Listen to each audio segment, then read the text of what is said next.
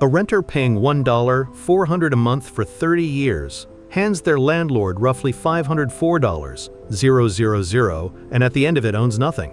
Not a nail, not a floorboard, not a square inch of the land. Every check is gone the moment it clears. That is the arithmetic behind the most repeated sentence in American personal finance: renting is throwing money away. It isn't a stupid belief. It isn't propaganda invented by real estate agents, though they are happy to repeat it. It feels obviously true because part of it is true. Money paid in rent builds nothing you can sell, borrow against, or leave to your children. The owner, meanwhile, watches a mortgage balance shrink and a home value climb, and after 3 decades holds an asset worth hundreds of thousands of dollars. Renter, zero. Owner, a paid-off house. The comparison looks less like a debate and more like a verdict. This is why the slogan survives. It survives because it flatters a decision most people desperately want to make anyway, and it dresses that want in the language of discipline. Buying a home isn't just shelter. In the American story, it is adulthood, stability, arrival. The moment a family stops paying someone else's mortgage and starts building its own quiet fortune. And here is where the story needs to be handled carefully rather than mocked. Because the people who repeat this slogan are not fools. For a very specific stretch of American history, the slogan was not an exaggeration or a motivational half-truth. It was simply mechanically, financially correct. There was a period when a household of ordinary means could buy a home, hold it, and end up meaningfully richer than an identical household that rented, not sometimes, not on average, but almost as a rule. The belief hardened into common sense during those decades, and common sense, once formed, tends to outlive the conditions that created it. That is the crack this whole examination will pry open. Because the honest question was never, does the renter own anything at the end? The renter obviously doesn't. The honest question is far less comfortable. Over the same 30 years, paying the same kind of money, which household actually ends up with more wealth? The one that bought, or the one that rented and did something else with the difference? Notice the phrase, did something else with the difference. It is doing enormous work in that sentence, and almost everyone repeating the slogan quietly assumes it away. The owner in the slogan is a disciplined saver by force. The renter in the slogan is a spendthrift by assumption. Change that one assumption, and the verdict wobbles. Keep it, and it holds. The entire fight lives inside that gap. So set aside the moral weight of the word waste for a moment, and treat this as what it actually is: a 30-year math problem with real, knowable inputs. Interest, property tax, insurance, maintenance, transaction costs, opportunity cost. Each one is a number, and every one of them has been left out of the slogan. After 30 years of payments, which one, the owner or the renter, is actually richer? The answer is not the slogan, and it is not the contrarian smug reversal of it either. To find it, start where the belief was born, in an era when it was literally true. 1944 is the year to start, because that is when the belief stopped being a hope and became a machine.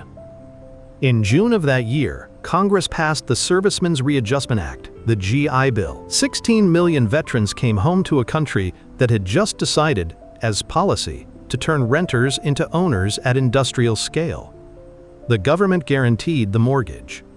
The bank's risk dropped, so the down payment dropped with it, sometimes to nothing. A working man with no inherited wealth could sign for a house he could never have qualified for a decade earlier. That was the ignition. What made it burn was everything stacked underneath it. Consider the terms an ordinary family actually faced in the 2 decades after the war. Long, fully amortizing loans at low, stable rates. A brand new interstate system and cheap gasoline opening millions of acres of farmland to tract housing, Levittown and its imitators. So supply expanded exactly as demand exploded. Mortgage interest was fully deductible against a tax code with high marginal rates, which meant the government effectively paid part of the interest for you. And underneath all of it, a demographic tide. The largest generation in the nation's history was about to need somewhere to live. Now watch what those conditions did to the arithmetic. A house bought in 1950 was purchased with cheap fixed debt in a currency that would lose most of its value over the next 30 years. Inflation is a wrecking ball for savers and a gift to borrowers. The family's mortgage payment stayed frozen at, say, $70 a month, while wages tripled and rents climbed with them. By 1970, that fixed payment felt like pocket change, and the house behind it had multiplied in nominal value. The debt melted, the asset swelled. The tax code subsidized the interest. The renter next door faced rising rents the whole way and had no fixed anchor to hide behind. Under those specific conditions, renting is throwing money away was not a slogan, it was a description. The owner won, and won decisively, not because of cleverness, but because every major force in the economy was pushing in the same direction at the same time.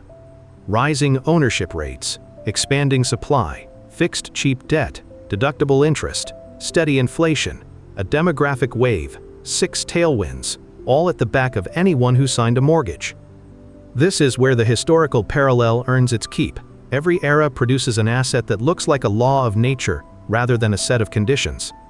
To a Dutch merchant in 1636, tulip bulbs were wealth itself. To a Florida land speculator in 1925, coastal lots could only go up. The point is not that houses are tulips. They plainly are not. People live in them, and the post-war gains were real and durable. The point is subtler and more dangerous. When a set of conditions holds long enough, people stop seeing conditions at all. They see permanence. They mistake a favorable moment for a fixed rule of the universe. That is precisely what happened to the housing belief. It was forged in the single most owner-friendly stretch in American economic history, and it was forged so thoroughly that it fused into common sense. The generation that lived it taught it to their children as a moral fact, not a financial one. Buy, and you will end up ahead. It worked for them spectacularly, so who could argue? But a rule is only as reliable as the conditions holding it up. The interest deduction has been narrowed, and for most households after 2017, made irrelevant by a larger standard deduction. Inflation no longer reliably melts a mortgage the way it did. Home prices have outrun wages instead of tracking them. The demographic wave has crested. Every condition that made the belief true has weakened, some beyond recognition, every single one. What did not weaken was the confidence. The math changed underneath the slogan, and the slogan never noticed. Watch what happens on the first of the month in 2 nearly identical households on the same street. The renter transfers $1,400 and feels a small, familiar sting. Money leaving, nothing returning. The owner sends a larger check, closer to $2,000, and feels something entirely different. Not loss, investment, progress. Both people just spent money on shelter. Only one of them experienced it as building something. That gap in feeling is the real engine of the belief, and it has almost nothing to do with the actual numbers. Here is the mechanism underneath it. The human mind does not evaluate a payment by its arithmetic, it evaluates it by the story attached to it. Rent is filed under expense, a cost with no residue, like a utility bill or a tank of gas. A mortgage is filed under ownership, an act of accumulation, a step toward a finish line you can picture. The brain sorts these 2 identical-looking transfers into opposite mental folders, and once sorted, they are almost never re-examined. This is not stupidity. It is how people manage the flood of financial decisions they face without recomputing everything from scratch. The label does the thinking for them. And the ownership label carries a second, quieter payload. It feels like discipline. The mortgage arrives whether the owner feels like paying it or not. Miss it, and the consequences are severe and immediate. So the payment becomes a forced march toward wealth, savings extracted by obligation from a person who might never have saved a dollar voluntarily. This is the single strongest honest argument for buying, and it deserves to be stated plainly rather than buried. A mortgage is a savings account you cannot easily raid. For millions of households with no other saving mechanism, that structure is not a footnote. It may be the whole case. But notice what the feeling quietly does with that argument. It takes a behavioral crutch, I will only save if forced, and reclassifies it as a financial victory. The owner credits the house for wealth that was really produced by the discipline the house imposed. The 2 things get fused, and the fusion is where the slogan draws its emotional power. Expand the picture, and the grip gets tighter still. Ownership is not only a payment, it is an identity. The paid-off house is the visible proof that a family arrived, the thing a parent points to, the thing left to children. the physical monument to a working life. Renting, in the same cultural script, reads as arrested development, as paying tribute to someone who made it while you didn't. No spreadsheet competes with that on equal footing. You are not asking someone to reconsider a calculation, you are asking them to reconsider a symbol of who they are. That is why dismantling this belief has to be done carefully rather than triumphantly. The people holding it are responding to something real. The forced savings effect is real. The emotional dividend of ownership is real. The post-war generation that first felt all of this was, as the previous chapter showed, genuinely rewarded for it. The conditions that made buying win as pure math were briefly, powerfully, all present at once. The feeling was earned. It just outlived the world that earned it. So the belief persists not because people are irrational, but because it fuses three separate things that feel like one: a mental label that flatters the payment, a discipline mechanism that produces real savings, and an identity too heavy for arithmetic to lift. Pull those three apart, and the slogan loses its automatic force. It becomes a claim that can be tested, rather than a truth that must be honored. And every one of those threads runs back through a single figure the owner sends every month, and almost never takes apart. The feeling rests on one number people never actually decompose: the mortgage payment itself. Take the owner's monthly payment apart, because almost no one ever does. Consider a composite buyer, a $360,000 home, 20% down, a $288,000 loan at 7% over 30 years. The principal and interest payment lands near $1,916 a month. That is the number the owner sends.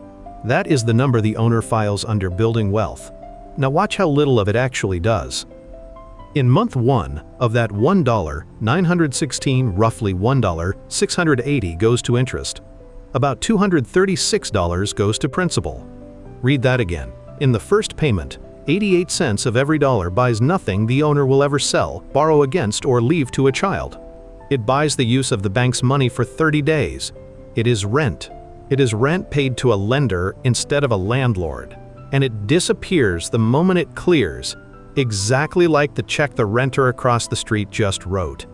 This is the amortization illusion, and it is not an accident of this one example. It is how every fully amortizing loan is engineered. The bank front-loads the interest deliberately, because it wants its return early, while the balance is still large. So the early years of a mortgage are almost pure carrying cost, dressed as ownership. Run the arithmetic forward and the shape gets sharper. Over the full 30 years, that borrower pays about $689,000 in total. The house cost $360,000. The difference, roughly $329,000, is interest. On a $288,000 loan, the buyer pays back more in interest than the entire amount originally borrowed. And the equity built in the first 5 years, the stretch when most households move or refinance anyway, is thin. After 60 payments, the owner has paid more than $114,000 and reduced the loan balance by around $16,000. The rest went to the lender.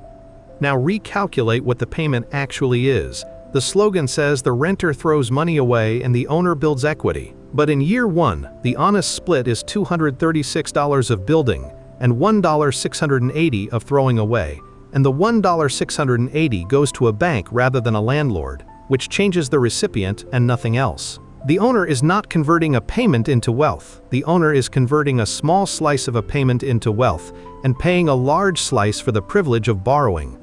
So return to the question that has hung over this whole examination. Was renting is throwing money away ever real math, or always a feeling? The answer is now precise. It was real math, but only when the interest half of the payment was neutralized. In the post-war decades, it was neutralized 3 ways at once. Interest was fully deductible, so the government refunded part of it. Inflation shrank the real value of the debt faster than interest accrued against it. And rates were low, so the interest slice was smaller to begin with.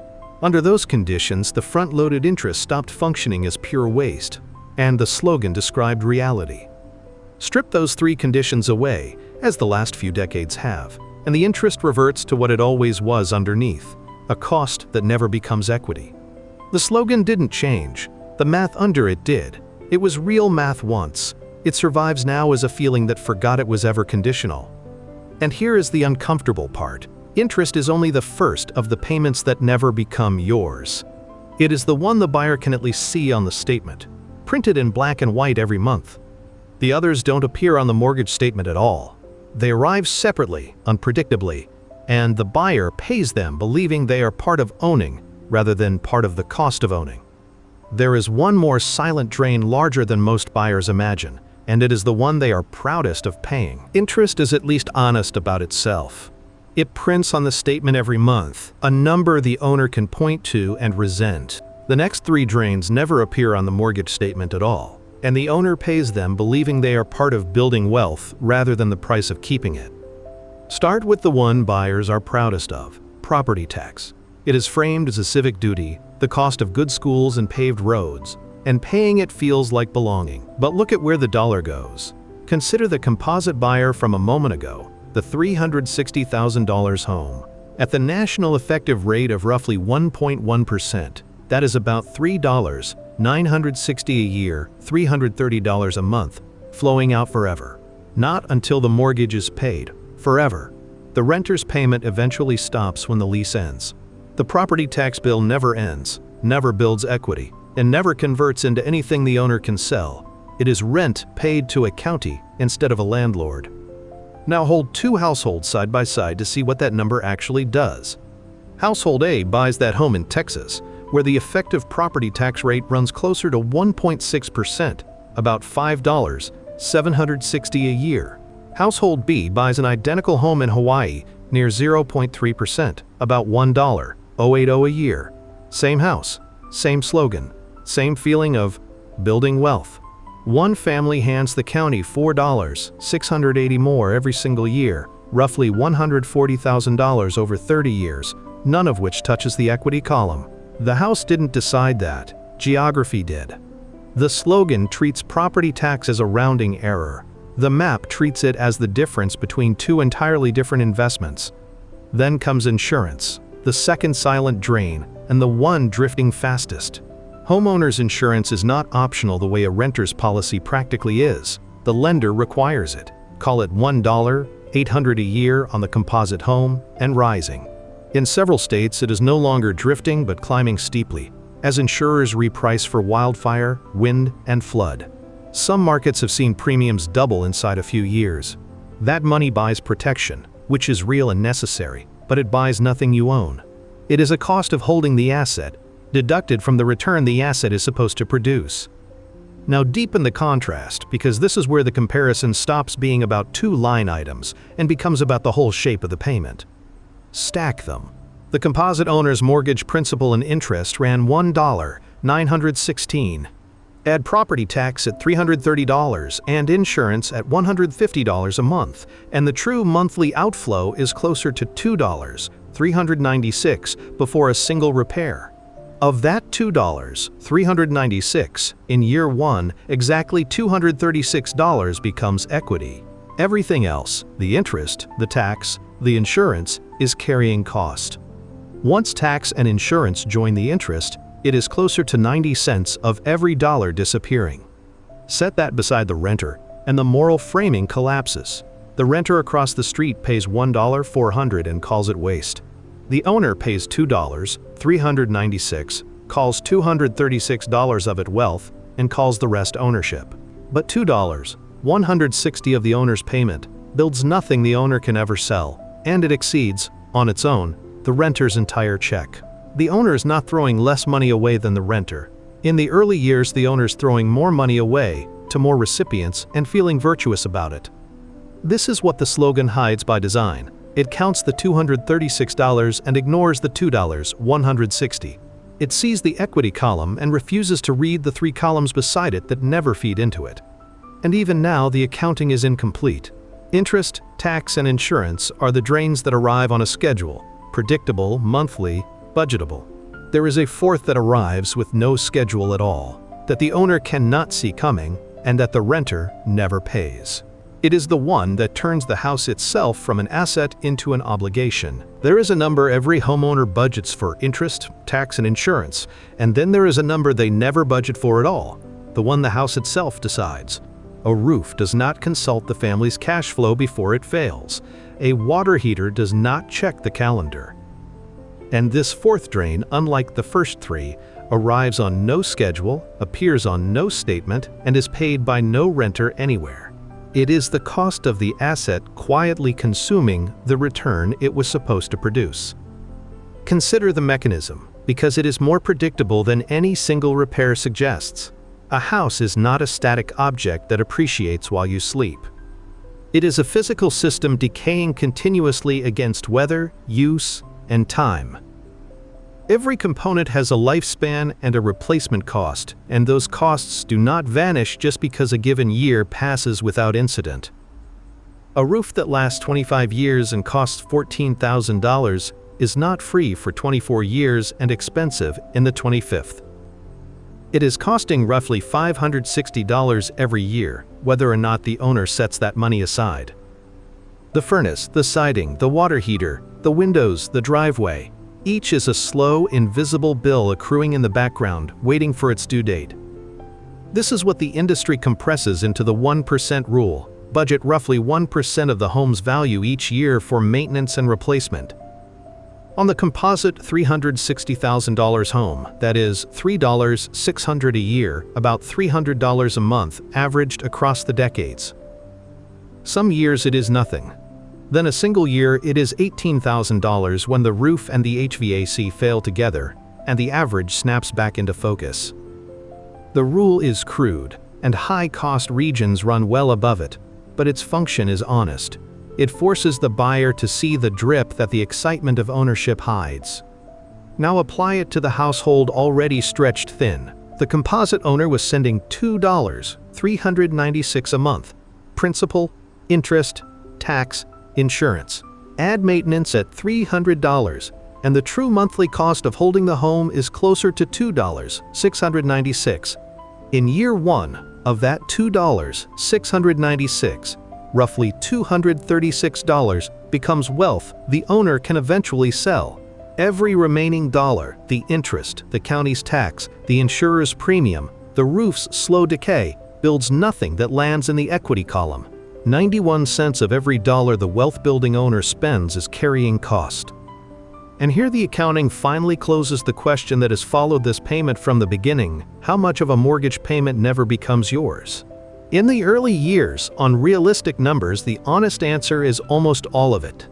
Roughly $236 of a $2,696 outflow accrues to the owner. The other $2,460 is the price of borrowing the money, holding the title, insuring the structure, and keeping the building from falling down around them. None of it is recoverable. None of it converts into an asset. It leaves the account and does not come back. The exact fate the slogan reserves for rent. The renter across the street pays $1,400 and is told they are throwing money away. The owner pays $2,696, keeps $236, and spends $2,460 that also builds nothing they can sell, a figure that, on its own, exceeds the renter's entire check by more than $1,000. This is not an argument that owning is a mistake. It is an argument that the payment was never what the slogan claimed. The owner is not a saver surrounded by waste. The owner is a person paying a great deal of carrying cost, with a small savings component stitched into the middle of it. Add these up: interest to the lender, tax to the county, premium to the insurer, and the endless drip of a decaying structure, and the owner's proud building equity payment starts to resemble a rent of its own. A rent paid to 4 recipients instead of 1, and called ownership. So if the owner's payment is mostly carrying cost, one question follows immediately, and the slogan has spent 6 blocks avoiding it. What happens to the renter who takes the money the owner is bleeding to lenders, counties, insurers, and roofs, and does something deliberate with it? Answer that honestly, and the whole comparison changes shape. Watch 2 households on the same street, the same month, running the composite numbers already on the table. The owner is committing $2,696 a month to hold the $360,000 home, principal, interest, tax, insurance, and the 1% maintenance strip. The renter next door pays $1,400 for a comparable place. The monthly gap is $1,296.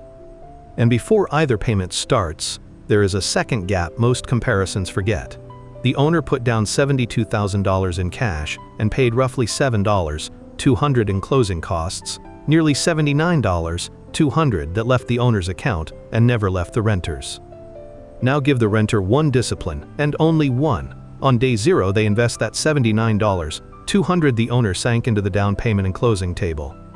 And every month, they invest the $1,296 difference, not spend it, invest it, into a low-cost, broadly diversified index fund. Run it forward at a 7% average annual return, roughly the long-run range of U.S. equities over multi-decade windows. The lump sum alone is the quiet monster. $79,200 compounding untouched for 30 years at 7% becomes about $603,000. It does nothing but sit there and double roughly every decade. The renter never adds a dollar to it after day one, and it grows larger than the home the owner bought. Then layer the monthly contributions on top. $1,296 a month, invested for 30 years at the same 7%, compounds to roughly $1.47 million. Together, the seed and the stream, the disciplined renter's portfolio lands near $2.07 million after 3 decades. Set that against the owner's finish line. After 30 years, the owner holds a paid-off house. Started at $360,000 and appreciated at 4% a year, a generous long-run figure for U.S. home prices, and it grows to about $1.17 million. Paid off, unencumbered, real. A genuine asset the family can live in, sell, or leave behind. $2.07 million against $1.17 million. On paper, it is not close. The renter who invested the difference doesn't merely keep pace with the owner. The renter ends with nearly $900,000 more, liquid, diversified, and never once responsible for a failed furnace. The lump sum the owner buried in a down payment, left to compound instead, quietly outgrew the entire house it would have bought. This is the contrarian's trump card, and it deserves to be laid face up rather than smuggled in. Every dollar the owner spends on interest, tax, insurance, and maintenance is a dollar the renter can route into an asset that compounds. The house appreciates, yes, but it also demands $2.460 a month in carrying cost to hold that appreciation. The portfolio demands nothing, it just grows. Sit with the number before trusting it, because it is doing something the Slogan did in reverse, flattering the opposite decision just as neatly. The owner in this scenario was the disciplined one, forced by the mortgage. Now the renter is the disciplined one, forced by nothing at all. And that is the fracture line in the entire comparison. Because the renter in this model did something almost no actual renter does. They took $79,200 they were never obligated to invest, and $1,296 a month they were never obligated to set aside, and they moved it automatically, monthly, for 30 years, through every market crash and every tempting purchase, into an index fund they never touched. On paper, the renter wins cleanly, which is precisely why the comparison, exactly as it stands, is dishonest. The renter in that model just won by nearly $900,000. Now, here is the sentence the contrarian never says out loud. That renter does not exist. Not as a rule. Not even as a common exception. The $2 million portfolio was built by a person who behaved in a way that the evidence says almost no one behaves. Give the argument its full strength first, because it is strong. In theory, the renter's advantage is airtight. Renting is more flexible, carries no maintenance risk, ties up no capital in a single undiversified asset on a single street, and frees $79,200 plus $1,296 a month to compound in equities that have historically outrun housing. Every dollar the owner bleeds to interest, tax, insurance, and repairs is a dollar the renter can route into something that grows without demanding a new roof. Mathematically, the disciplined renter should win. On the spreadsheet, they do win. That is not the flaw in the argument. The flaw is the word should, and there is data on exactly how it fails. The Federal Reserve's Survey of Consumer Finances measures what American households actually save, and the picture is not close to the model. The median non-retirement financial assets of U.S. families sit in the low tens of thousands of dollars, not the hundreds of thousands the disciplined renter scenario requires. The personal saving rate hovered in the single digits for most of the last 2 decades. And the Fed's own annual survey has repeatedly found that roughly 1 in 3 to 4 adults could not cover a $400 emergency with cash. These are not the balance sheets of people quietly funneling $1.296 a month into an index fund and never touching it for 30 years. The gap between should invest the difference and does invest the difference is not small. It is the entire result. Because the model asks the renter to do 4 hard things at once, uninterrupted, for 3 decades. Invest a lump sum they could instead spend. Automate a monthly contribution larger than most households save in total. Leave it untouched through 2008, through 2020, through every layoff and every wedding, and every year the market fell by a third. And resist the plain human pull of the extra $1.296 a month sitting in a checking account, unclaimed by any lender, whispering that it is available. The mortgage removes all 4 decisions. The renter must win all 4 every month alone.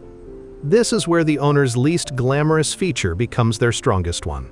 The mortgage is a bad savings vehicle, front-loaded with interest, wrapped in carrying cost. But it is an extraordinary savings enforcer. It arrives whether the owner feels disciplined or not. Miss it and the consequences are swift and severe, so the payment happens. Behavioral economists have a name for the mechanism: a commitment device, a structure that binds your future self to a decision your present self endorses but might not honor. The house is a commitment device disguised as an asset. It builds wealth not because it is a good investment, but because it makes quitting nearly impossible. So does the disciplined renter beat the owner? Yes, decisively, cleanly, by design. That contest is settled. The disciplined renter wins. But the disciplined renter is a hypothesis, and the population of people who actually behave that way is small enough to disappear inside the survey margins. For most households, the honest comparison is not the modeled renter versus the owner. It is the real renter who saved little of the difference versus the owner, the mortgage forced to save anyway. Change the renter from the spreadsheet to the survey, and the owner's clumsy, expensive, carrying cost-heavy house quietly wins back most of what it lost. So the contest isn't rent versus buy. It's discipline versus a mortgage that enforces it. There is one more line neither household has paid yet, and it is the one that lands hardest precisely when it hurts most: the day the deal is signed and the day the house is sold. Every comparison so far treated the home as if you could step into it and out of it for free. You cannot. Buying and selling a house are among the most expensive financial transactions an ordinary family ever executes, and the fees fall at the 2 moments a household can least absorb them. Start with the entry. The composite buyer of the $360,000 home already saw $7,200 for closing costs, and even that was generous to the owner. Real closing costs for a buyer typically run 2 to 5% of the price: lender origination fees, appraisal, title insurance, escrow, recording, inspection. On $360,000, that is between $7,200 and $18,000 paid in cash on top of the down payment for the privilege of taking on the debt. None of it becomes equity. It is the toll at the gate. Then there is the exit, and the exit is worse.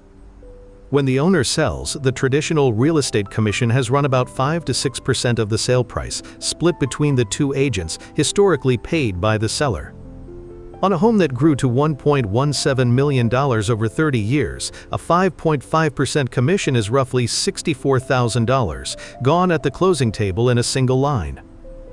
Add title fees, transfer taxes that in some states reach into the thousands, and the ordinary cost of preparing a house to sell, and the friction of leaving can exceed $70,000. The 2024 settlement involving the National Association of Realtors has begun loosening the commission structure, but for the 3 decades this comparison covers, that 5 to -6% bite was simply the price of getting out. Here is the relief, and it is real. These costs are one-time events, not monthly drains.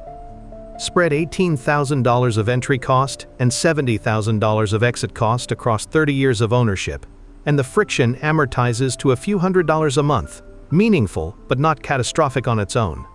The owner who buys once and holds for 30 years pays this toll twice and never again. Time dilutes it. Patience is the antidote. But watch what happens the moment the holding period shrinks, because this is the revelation the slogan buries entirely. The transaction friction is fixed. It does not care how long you stay. Buy and sell within 5 years, and that same $18,000 in and $70,000 out, call it $88,000 of pure friction, is now spread across 60 months instead of 360. It is no longer a rounding error. It is $1,467 a month of dead cost, on top of interest, tax, insurance, and maintenance, and it can erase every dollar of equity the owner scraped together in those thin early years. The median American homeowner, according to national housing data, stays in a home well under 13 years, and a large share move far sooner. So the owner who wins is not the owner in general, it is the owner who does not move. Transaction friction is the tax on impatience, and it is invisible on the day you buy, because the day you buy, you are certain you will stay forever. And that certainty is where the honest ledger finally has to be closed. Interest, property tax, insurance, maintenance, entry cost, exit cost, the invested difference, the behavioral crack. Every number is now on the table. Nothing hidden, nothing assumed away by a slogan. Which means the thing that has hung over this entire examination can, at last, be settled with real arithmetic rather than moral instinct. 2 households, same street, same starting cash, 30 years apart from any decision. 1 buys. 1 rents and invests with discipline. Every number this examination surfaced is now loaded into the ledger. Interest, tax, insurance, maintenance, entry cost, exit cost, the invested difference. Run it clean, once, to the last dollar. Start the owner. The composite buyer took the $360,000 home with $72,000 down and a $288,000 loan at 7%. Over 30 years, they paid roughly $689,000 to the lender, $119,000 in property tax, $60,000 in insurance, and $108,000 in maintenance. Carrying costs alone more than $600,000 beyond principal. At the exit, a 5.5% commission and title fees strip away about $70,000. What remains is the asset, a $360,000 home appreciating at 4% a year, grown to roughly $1.17 million. Subtract the selling friction, and the owner walks away with about $1.1 million, free and clear, in a single illiquid asset on one street. Now the disciplined renter. They paid $1,400 a month against the owner's true $2,696 outflow, and they invested every dollar of the gap. The $79.200 the owner buried in the down payment and closing table, compounded at 7%, became about $603,000. The $1,296 monthly difference, invested the same way, became roughly $1.47 million. Together, near $2.07 million, but liquid, diversified, and taxable on the way out. Apply a blended capital gains drag of roughly 15% on the growth, and the renter nets closer to $1.85 million in usable wealth. Here is the central truth the slogan could never survive. Even after every fee, both tax bills and 30 years of arithmetic, the two ledgers are not a rout.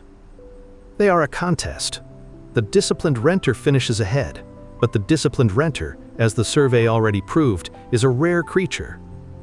Replace them with the median renter who saves a fraction of the difference, and the invested column collapses from $1.85 million to perhaps $200,000.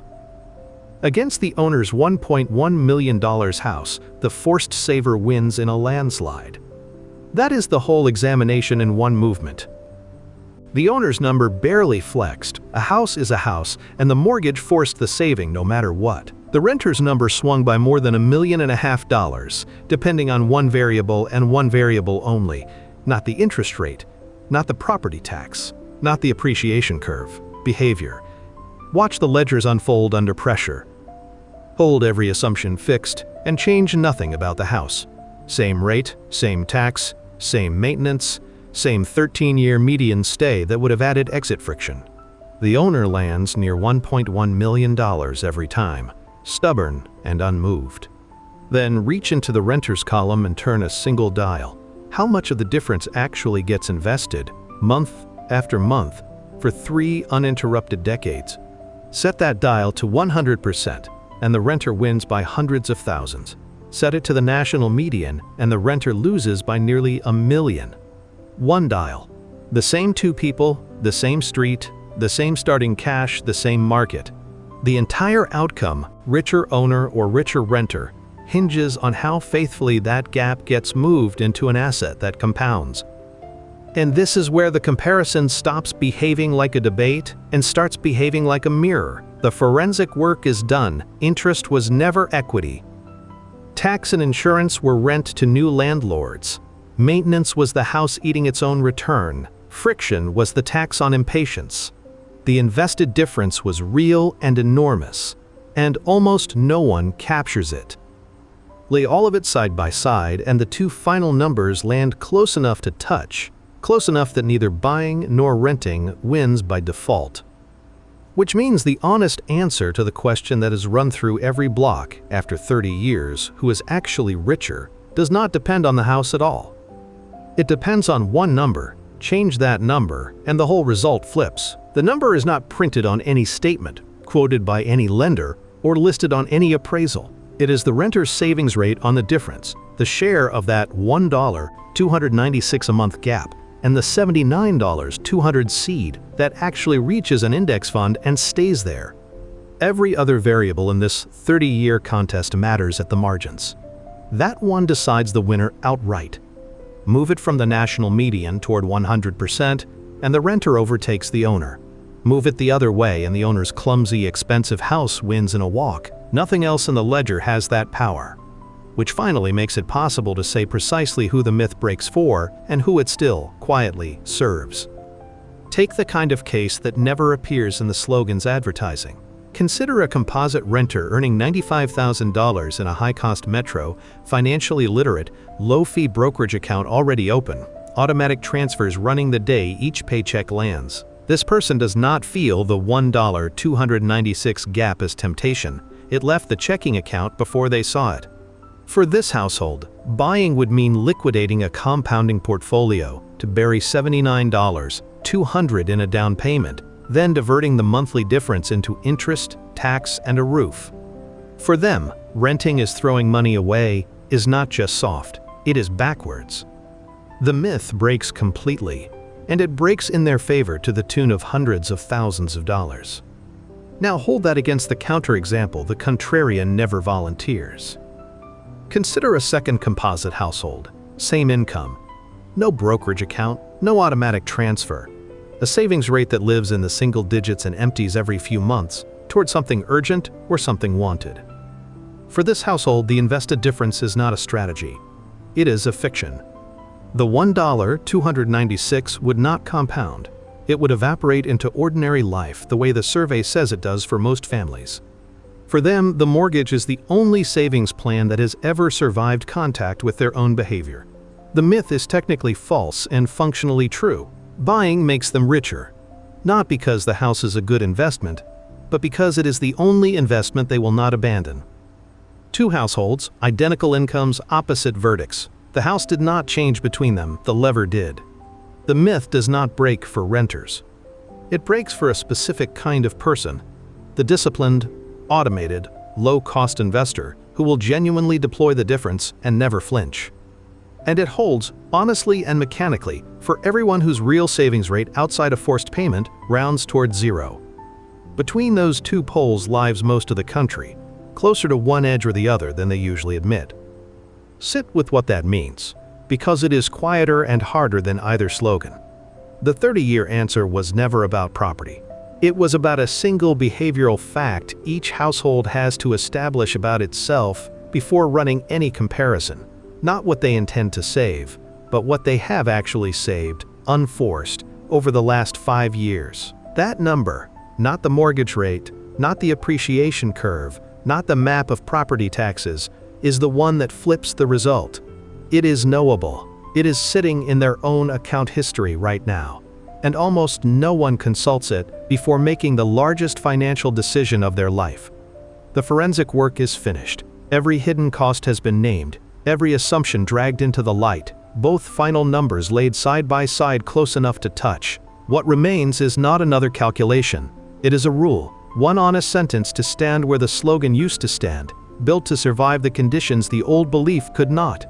Picture the last day. 30 years of payments are behind two households on the same street, and both people finally open the ledger they were too busy to read.